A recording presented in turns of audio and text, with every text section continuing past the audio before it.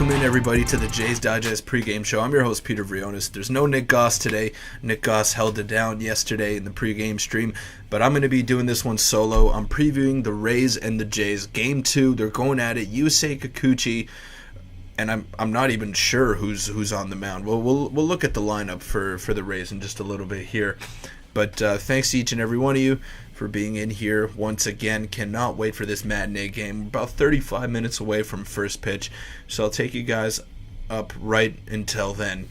And thanks once again for your continued support on yesterday's stream. It was unbelievable. Sorry if you hear a little bit of background noise. Let me know if it's a little overbearing. I'll do my best, but it's not me. It's the neighbors over there. Nick's still having a little bit of trouble with his car, so he won't be here today. Got to tend to that, so it's only right that I could hold it down. I'm only working a little bit later, so I'm able to do it now. Let's get into the lineups over here. Matt saying Rays have a reliever starting. Yeah, it's going to be a bullpen day for Tampa Bay, but I forgot the name. So we'll look at the Toronto Blue Jays lineup, and it is Jackie Robinson day today. So everyone's wearing 42. I love that they do this early on in the season. It's just one of my favorite days of the year. Just a great gesture that the league does, and Jackie Robinson, absolute legend. So we'll start from 1 through 9 for the Toronto Blue Jays. George Springer playing right field, leading off. Bo, let's see if he can stay hot. He's batting second, playing shortstop. Vladimir Guerrero Jr. batting third at first base. Dalton Varsho in left field, batting fourth. He's been unbelievable so far this season. Made a great catch last night as well. Matt Chapman was a little bit quiet yesterday, but the rest of the team stepped it up and came to his rescue. So Matt Chapman batting fifth at third base. DH Alejandro Kirk batting sixth. Whit Merrifield back in the lineup after being omitted yesterday. He is batting seventh, playing second base. Danny Jansen catching yet again for the second night in a row. I've loved what he's done behind the plate. He has not looked good in the batter's box so far to start the year, but man, his impact on the defensive end and managing that pitching staff cannot be understated. Kevin Kiermaier batting ninth yet again and playing center field against his former team. We saw the full bag of tricks yesterday out of Kevin Kiermaier, and I was super impressed with his performance. He was just so good, man. He did everything. He was hitting the ball all over the place. He was bunting. He was base running was impeccable. His defense, I mean, what can we say about that? I've just been so excited with Kevin Kiermaier's play to start the year so far. And obviously, Yusei Kikuchi on the mound. Cannot wait for this game. Just about 30 minutes away. And it's going to be a good one. It's really going to be a good one. Now let's get into the Rays lineup over here. They're starting off with Yandy Diaz leading off at first base. Wander Franco batting second instead of cleanup today. So that's an interesting wrinkle. Isaac Paredes third base batting third. Randy Arozarena in the cleanup spot today in left field. Harold Ramirez is DHing batting fifth. Taylor Walls playing second base batting sixth. Manuel Margot batting seventh, playing center field. Francisco Mejia behind the plate, doing the catching duties and batting eighth. And Vidal Brujan, he's a very, very exciting prospect. I love the speed that he possesses. So he's an exciting guy to take a look at as well. And it's Calvin Fauché, I believe. I think that's the pitcher going. I'm not sure if that's his first name. That's what I read. So I have a feeling that Fleming will be pitching for Tampa Bay after the opener. I think he was originally slated to start, but he got scratched. So I'm not sure. I'm not sure what they're going to do on there, but a good lineup that the Rays are putting out there. I mean, any lineup that they have is going to be pesky and find a way to score some runs. So you don't doubt that for a second. This team is dangerous. They're dangerous, and you don't want to mess with them. You don't want to give them an opportunity. So let's get into the second topic here, the keys to the game. And the big key to this game, limit the base runners. You don't want to give Tampa Bay any free base runners because they know how to drive them in once they do get on base.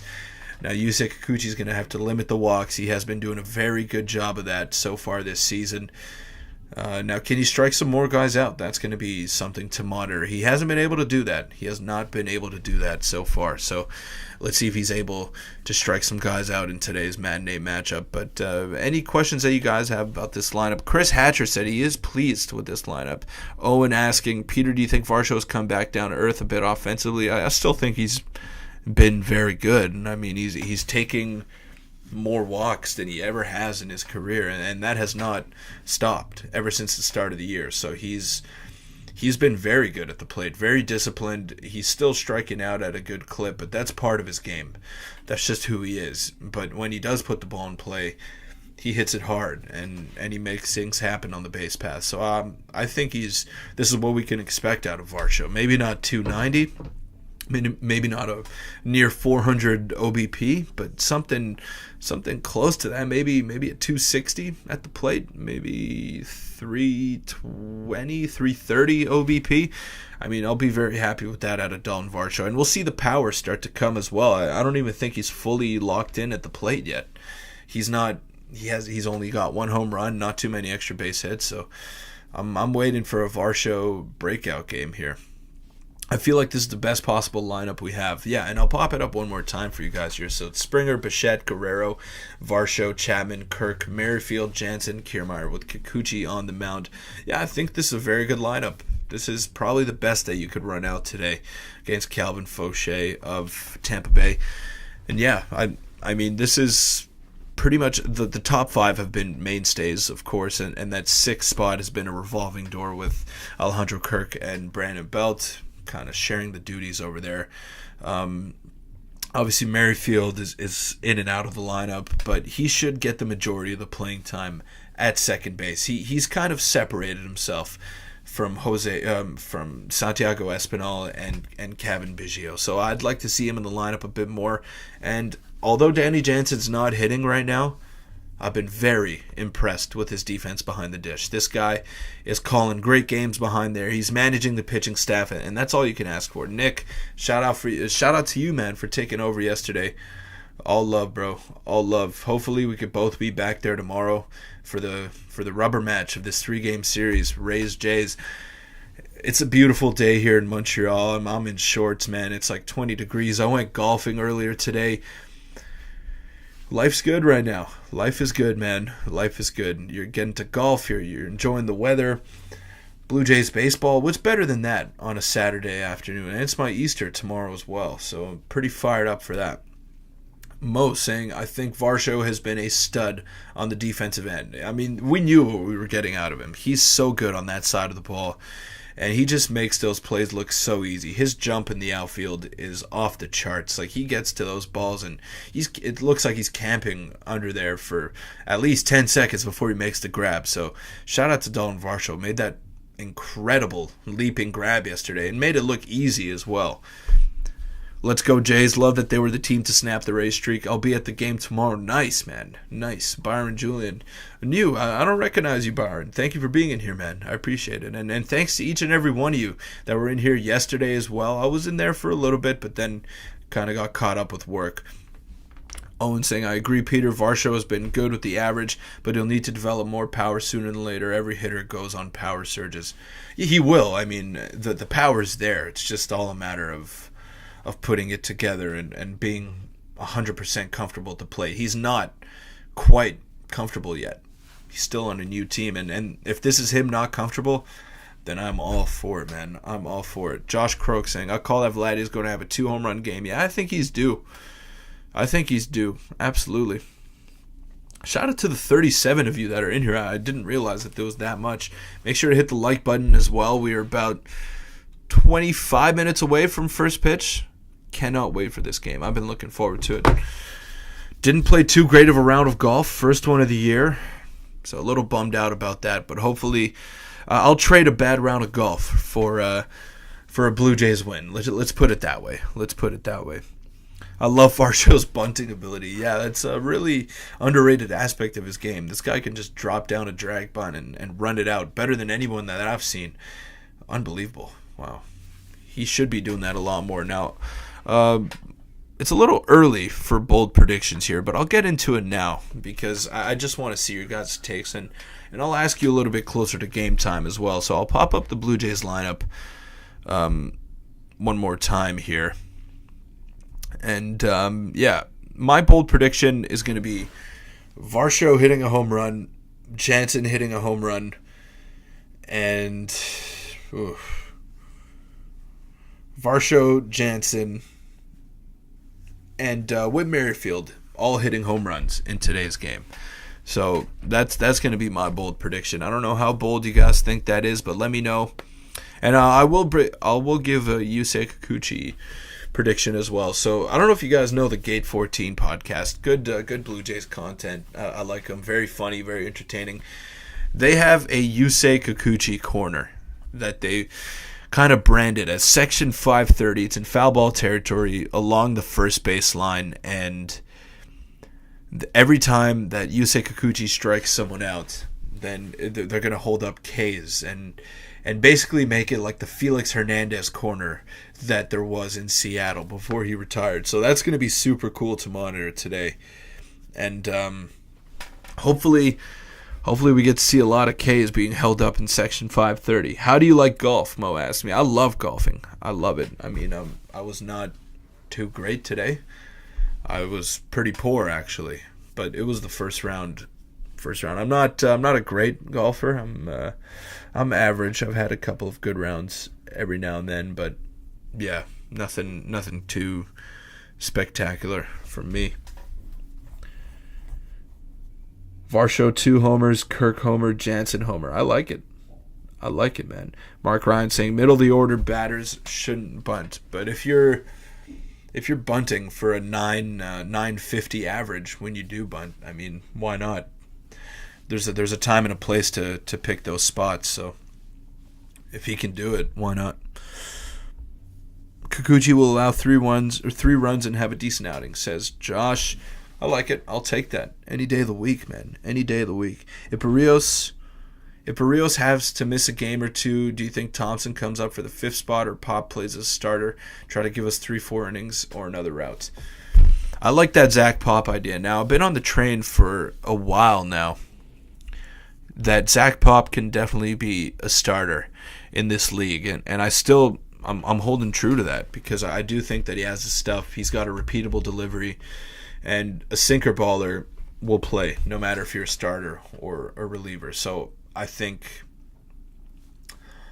he could be a starter down the line as well. And if Barrios does have to miss starts, but the thing about Barrios is that he's so durable. He hasn't missed a start in I don't even know how long. He's that reliable in the rotation. Every 5th day that he's going to go out there and give his best. So I like that.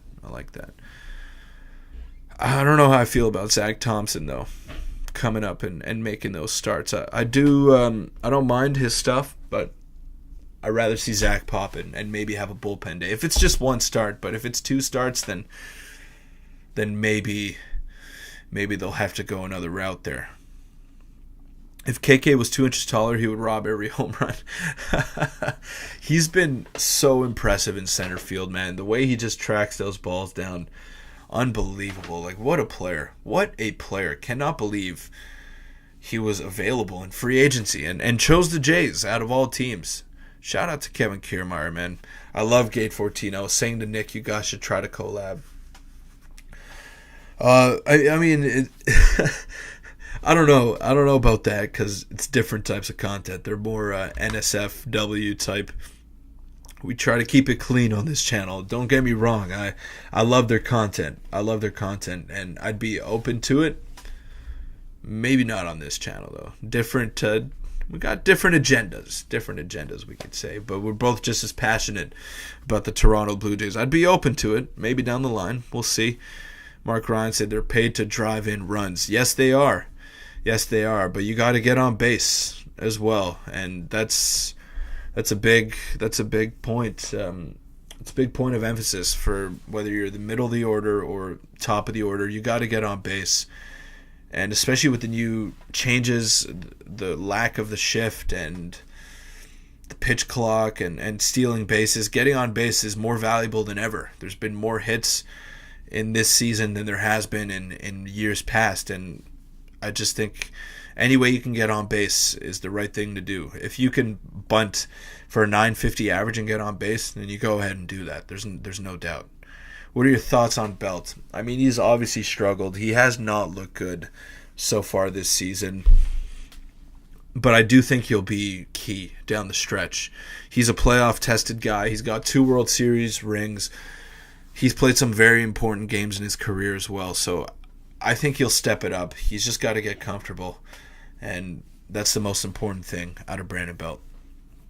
Do you still think at this point will Varsho top his home run total last year with what position he's in right now? Like you said, Owen, you don't need much time to get hot and develop that power. Like if you hit a home run in 3 consecutive games, then you're on a streak. Then the home runs are going to start to flow. So you just got to get in a bit of a groove power-wise, start driving the ball into the gaps, and he'll be fine. I'm not worried about his power. I think he hits around 25 home runs. That's what I predicted before the season started. But he's already exceeded my expectations on the offensive side of things. He's been so good. Just his discipline alone has exceeded my expectations. I'm liking the new speed, running the bases with this new lineup. Yeah, I've loved the change of culture on this team. The hustle, the speed on the base paths, it's just been phenomenal. It's such a nice change of pace as a Blue Jay fan. You know, we're used to seeing these teams of boppers and guys that hit absolute moonshots and don't manufacture runs. Now we're seeing a different, new look baseball team that is adapting to the new rules that baseball has implemented. So I've liked the start of the season so far, and hopefully they can keep it going today. And it's not going to be easy. Tampa is a tough team, obviously, with their 13-1 record. Did you know Zach Pop was born in Brampton, so he must have been a lifelong Jays fan? Fam and friends at every game. Yeah, I knew that he was a Canadian boy. He played for the junior national team as well, with a couple of guys that I played against in my career as well. So I believe he was on that team because he's like 24, 25, if I'm not mistaken. I think larger pitchers may have a hard time with the pitch clock. I don't know. I don't know if there's any correlation there, but it must be tough for pitchers that like to work slow. Now, I don't know if you're referring to Alek Manoah, but Alec's always been a fast worker. I just think it's all about adjusting and finding the timing on his pitches, because he hasn't been able to throw his breaking ball over for strikes. He's been struggling all year, but I'm not worried about him. I'm not worried about him at all. What's up, Fluffy? How you doing, man? I would still choose Barger as DH over Belt. I wouldn't DH Barger. I think that's kind of a waste. I'd play him at second base, though, in a platoon or in the outfield every now and then, instead of Kevin Biggio. I have not been impressed with Biggio at all. I haven't been impressed with Espinal either. Those guys have not been good at the plate. They've looked lost up there. Need vets down the stretch. Belt is perfect. Yeah, and he's always been a streaky guy. Like, he has those up and down months. Like, one month he looks awful, like a below average hitter, and then other months he's looking like a guy that'll help you come World Series time. So I'm not worried about Brandon Belt. I think he's going to step it up. He's also coming off major knee surgery, so we got to remember that when evaluating his first 15 games as a Toronto Blue Jay.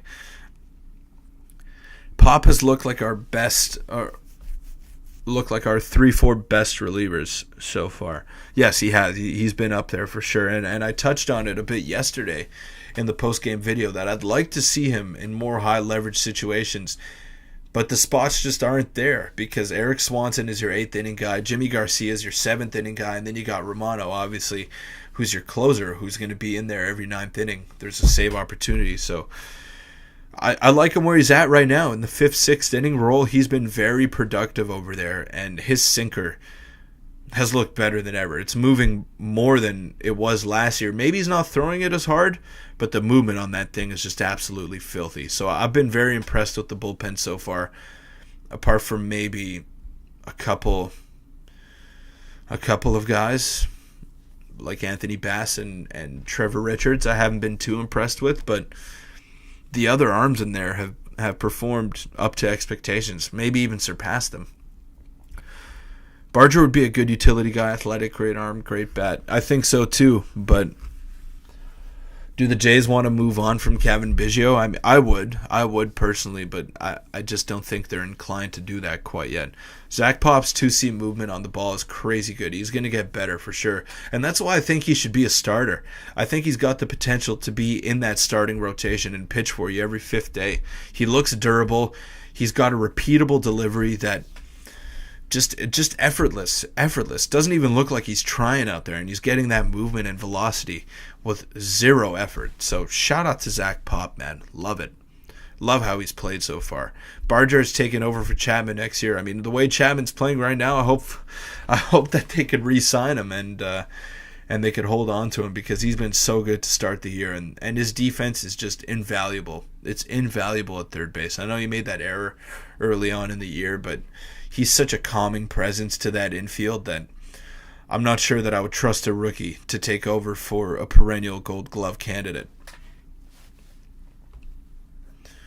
Hopefully he doesn't price himself out of Toronto, but looks like he's doing that right now. I also think the pitch clock has a huge impact on batters' ability to slow the game down. The guys that always adjusted their gloves and such to mess with the pitcher, of course, that's going to be a big thing to monitor as well. The hitters get tired, especially when they're fouling off pitch after pitch. And there are a lot of pitchers that like to work very fast, and they have done that their whole careers. So the pitch clock for them is not that big of an issue. But if you ever want to step out, just try to mess with the pitcher's timing, you can't even do that. You can't do that. You could only step out once, and that's the tough part. That's the tough part there. Is there any chance Barger can play shortstop? He's playing a lot of shortstop for the Bisons. I don't think he can play shortstop quite yet at the big league level. He might get there, but he profiles much better at third base just because of that big arm that he has. So I wouldn't put him at short quite yet. Wouldn't do that. I want to trade for another starting pitcher. Who's a starting pitcher that you guys would want to target? That's a very good proposition that you got, Josh, there. Now, who would you want to target on the trade market? Are there any potential names that you're looking for? You met Zach Pop last summer. Nice. Just got hit by a YouTube ad. Yeah, I saw something pop up, so I just clicked it here. Look, I'm not the tech guy. That's all about Nick. Nick is the tech guy here. So I do my best when I got to do it by myself, but I cannot wait to have him back tomorrow, because I don't like having to take care of all this stuff. I mean, shout out to Nick, man. This is real hard to do, managing all that, and the guy deserves his flowers. Guy deserves his flowers. Fantasy-wise, Luis Castillo. I'd love that, man. I'd love that if he didn't sign a 7-year extension with the Seattle Mariners. That'd be a great ad at the deadline. Should we trade for another starter or bring up Pearson, Tiedemann, Jay Jackson? Well, all those guys would be in the bullpen if they were to come up. I don't think Tiedemann would be in the rotation. So I don't know. I don't think you need to trade for anyone right now. Maybe at the deadline if the rotation is just not performing up to par. But Chris Bassett's looked good in his last couple of starts. He's looked very good in his past couple of starts. So